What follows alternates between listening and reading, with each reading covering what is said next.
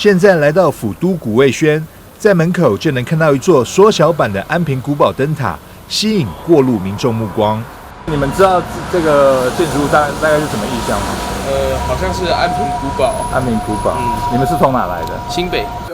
为迎接台南400年的到来，府都古味轩发挥创意巧思，特别设计出安平古堡以及赤坎楼造型的礼盒，让外地游客来游玩的时候，也可以将台南带回家。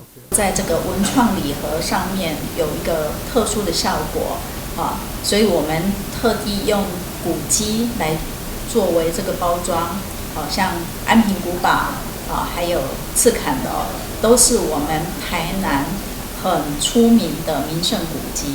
那也希望说，这个全国各地来的观光客来到台南，可以把台南的古迹带回家，留作纪念。不止外包装吸引人，内容也有各式中式糕点，以及台南优质好米与凤梨做成的凤梨酥。可以说，古味轩的礼盒是内外兼备的好伴手。我们里面装的是米做的杏仁酥。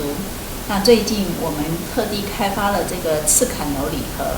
赤坎楼礼盒，我们就是都推出一些古早味，有古早味的综合糕，就是绿豆糕、杏仁糕、黑糖糕，然后还有我们传统的黑糖藕藤，然后再加上我们米做的凤梨酥。